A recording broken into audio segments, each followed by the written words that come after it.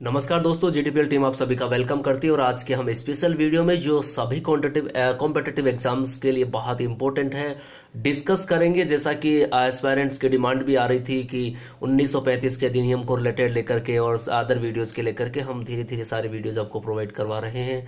As soon as possible हमारी यही कोशिश रहेगी कि जितने हम लोग आपको ज़्यादा से ज़्यादा आपके एग्जाम से रिलेटेड वीडियोज प्रोवाइड करवा सके।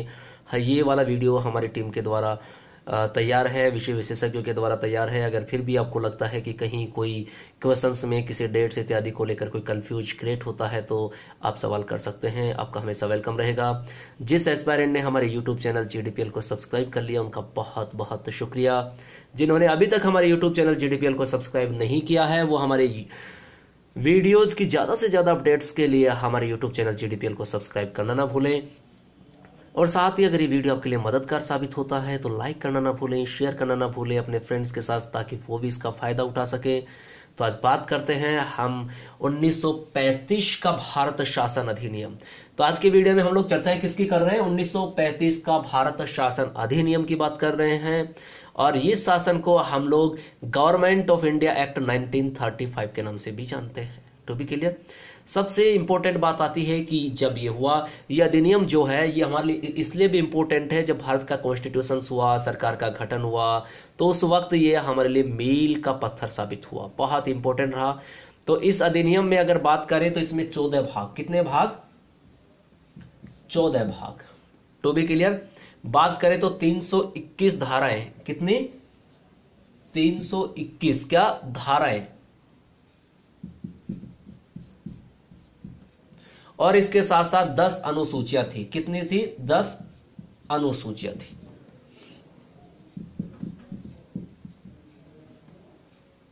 देखिएगा, यह अधिनियम भारत में पूर्ण उत्तरदायी सरकार के गठन में एक मील का पत्थर साबित हुआ। जैसा कि मैंने बताया, इस अधिनियम में 14 भाग, 321 धाराएं और 10 अनुसूचियां थी। किसकी बात करें? 1935 का भारत शासन अधिनियम की बात कर रहे हैं। फिर से एक बार देख लीजिएगा, भारत सरकार के गठन में उसमें बहुत मील का पत्थर साबित क्यों हुआ? क्योंकि इसमें 14 भाग, 321 धाराएं और 10 अनुसूचियां थी। टू बी क्लियर, अब बात करते हैं सबसे पहली बात, इस अधिनियम की विशेषताओं को लेकर के अक्सर सवाल किए जाते हैं। तो सबसे पहली बात आती है कि द्वैध शासन जो था, किसमें? प्रांतों में। द्वैध शासन कहां था? प्रांतों में था। तो प्रांतों में द्वैध शासन जो था वो समाप्त कर दिया गया। क्या कर दिया गया? समाप्त कर दिया गया। बहुत ही इंपॉर्टेंट बात है, इसको लेकर एग्जाम में क्वेश्चंस पूछा जाता है कि 1935 के अधिनियम के तहत या द्वैध शासन जो था वो समाप्त कौन से अधिनियम के तहत कर दिया गया? तो 1935 का जो भारत शासन अधिनियम आया उसके तहत प्रांतों में द्वैध शासन समाप्त कर दिया गया। कौन सा? द्वैध शासन समाप्त कर दिया, पहली बात। सेकंड बात, किसको वरीयता दी गई? तो प्रांतीय स्वायत्ता का प्रावधान किया गया। यह भी सवाल आता है, किसका आता है? कि काफी बार एग्जाम में पूछा जाता है कि प्रांतीय जो स्वायत्ता थी, कौन सी? प्रांतीय स्वायत्ता जो थी वो कौन से अधिनियम के तहत दी गई? तो प्रांतीय स्वायत्ता जो दी गई वो कौन से अधिनियम के तहत दी गई? 1935 के भारत शासन अधिनियम के तहत दी गई। बहुत इंपॉर्टेंट सवाल है। और इससे राज्य में पूर्ण उत्तरदायी सरकार की स्थापना हुई।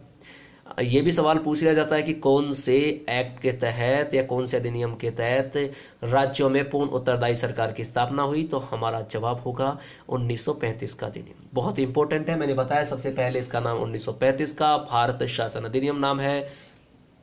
14 भाग, 321 धाराएं, 10 अनुसूचियां थी। बात करें प्रांतों में द्वैध शासन जो था उसको समाप्त कर दिया गया और प्रांतीय स्वायत्ता को महत्व दिया गया, अर्थात राज्यों में पूर्ण उत्तरदायी सरकार की स्थापना की गई। केंद्र में अब बात करें, यहां पे देखो, प्रांतों में जो था द्वैध शासन प्रणाली समाप्त हो गई। और यही बात कहां पर हुई? केंद्रों में। ये कहां पर लागू हुई? केंद्र में।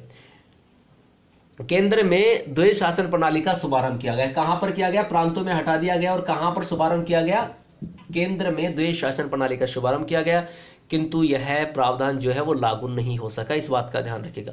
पूरी बात सुनिएगा, प्रांतों में द्वैध शासन प्रणाली को समाप्त कर दिया गया, केंद्र में द्वैध शासन प्रणाली का शुभारंभ किया गया, किंतु यह लागू नहीं हो सका। टू बी क्लियर, आगे बात करते हैं, संघात्मक सरकार की स्थापना की गई। किसकी स्थापना की गई? संघात्मक सरकार की स्थापना की गई। संघात्मक सरकार की स्थापना की गई।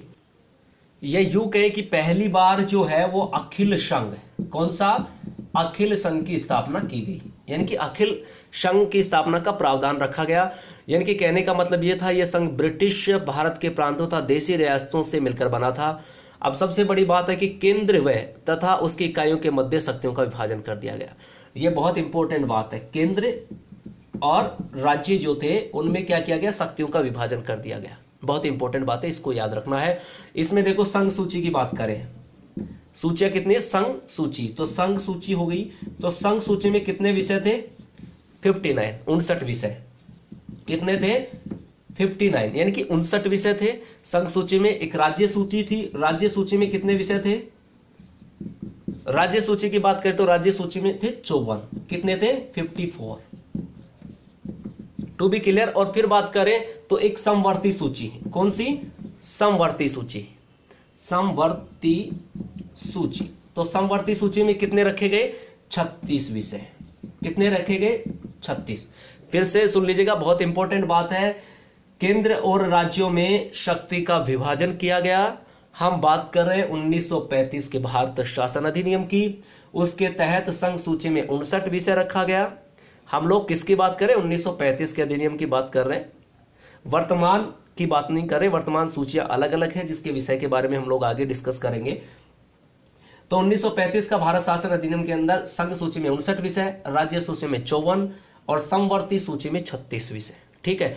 और फिर बाकी की जो थी, बाकी की अवशिष्ट जो शक्तियां बच गई थी वो किसमें थी, गवर्नर जनरल में निहित की गई। किसमें की गई, गवर्नर जनरल में निहित की गई। टू बी क्लियर, बहुत इंपॉर्टेंट बात है, ये वाला पॉइंट आपको याद होना चाहिए, ठीक है। इससे संबंधित डीप, क्योंकि आप इन दिनों पेपर्स देख रहे हो, काफी अभी जो एग्जाम्स हाल ही में हुए, बहुत डीप क्वेश्चंस का समावेश हुआ है। सो आपको बहुत ही डीप, काफी बार हमारे पास भी कमेंट्स आते हैं, ओनली ट्रिक्स बताइएगा, ट्रिक्स देखिएगा। ट्रिक्स इंपॉर्टेंट है, ट्रिक्स से हम लोग इजी वे से थोड़ा याद करने में सहायता मिलती है, किंतु ट्रिक्स से कहीं ज्यादा में डीप जाना बेहद जरूरी है एग्जाम के पैटर्न को देखते हुए और एग्जाम को फाइट करने के लिए, सो दैट आप लोग डीप पे फोकस कीजिएगा। अब बात करते हैं, देखिएगा, सांप्रदायिक जो प्रतिनिधित्व था उसका विस्तार हो गया, दलित, महिलाओं तथा मजदूरों को भी शामिल कर लिया गया। कौन से एक्ट के तहत, 1935 का भारत शासन अधिनियम है, इसके तहत सांप्रदायिक प्रतिनिधित्व का विस्तार करते हुए उसमें दलितों, महिलाओं तथा मजदूरों को भी शामिल किया गया 1935 के भारत शासन अधिनियम के तहत, राइट गाइस।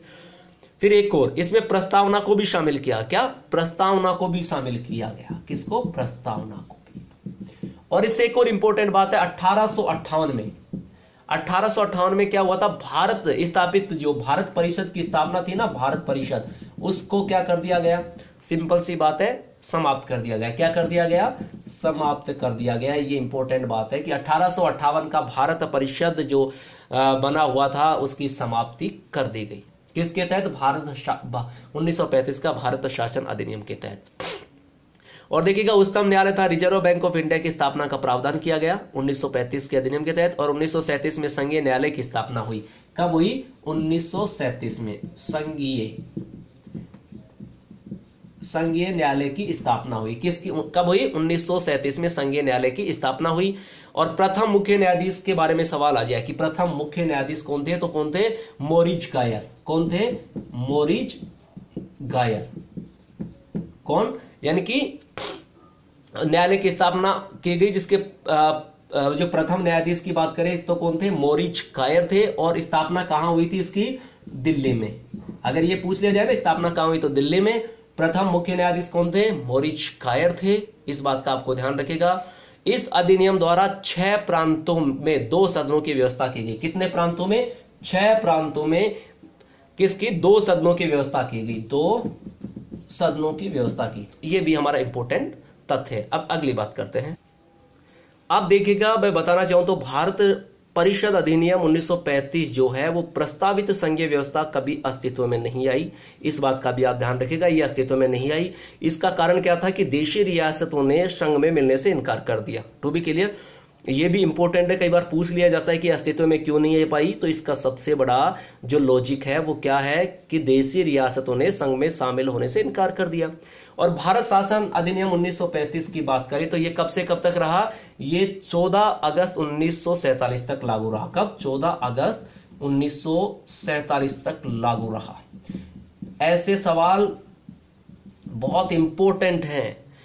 मैंने कहा ना, हाल ही के एग्जाम्स आप उठा करके देखेंगे तो इस तरह के सवाल आ रहे हैं जो बहुत डीप है और जरूरी भी है। एग्जाम का लेवल तभी तो पता लगेगा। तो 1935 का जो अधिनियम था वो कब तक रहा? 14 अगस्त 1947 तक लागू रहा।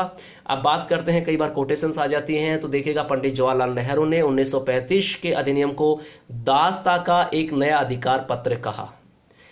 कई बार पूछ लिया जाता है दासता का एक नया अधिकार पत्र कौन से अधिनियम के लिए कहा गया? तो 1935 का भारत शासन अधिनियम। और किसने कहा? पंडित जवाहरलाल नेहरू ने। और बात करें तो अनेक ब्रेकों वाली परंतु रहित, माफी चाहता हूं, था अनेकों ब्रेक वाली परंतु इंजन रहित मशीन की संज्ञा भी दे डाली। टू बी क्लियर, क्या कहा गया? दासता का एक नया पत्र, और साथ इसको कहा कि अनेकों ब्रेकों वाली परंतु इंजन रहित मशीन की संज्ञा दी। और जिन्ना ने इस अधिनियम को पूर्णतया सड़ा हुआ था मूल रूप से अस्वीकृत बताया। तो ये थी 1935 के अधिनियम से कुछ बातें। और कुछ मैं इंपॉर्टेंट तथ्य आपको और बता देना चाहता हूं जो आपके एग्जाम की दृष्टि से बहुत इंपॉर्टेंट है। इसी तथ्य के साथ साथ हम बढ़ते हैं। गाइस, आज की इस वीडियो में हमने स्पेशल 1935 के भारत शासन अधिनियम को लेकर के बात की। इसी तरह चर्चाओं में हम लोग नेक्स्ट वीडियो में कुछ इंपॉर्टेंट तथ्यों को लेकर आपसे अगले वीडियो में चर्चाएं करेंगे, ताकि आपके एग्जाम्स के लिए मददगार साबित हो सके। और आई होप ये वीडियो आपके लिए बेहद मददगार साबित होगा। अगर ऐसा होता है तो आप इसे लाइक करना ना भूलें, साथ ही शेयर करना ना भूलें अपने फ्रेंड्स के साथ, और साथ ही हमारे यूट्यूब चैनल्स JDPL को सब्सक्राइब करना ना भूलें और अपने अमूल्य फीडबैक देना ना भूलें। Thank you for watching this video.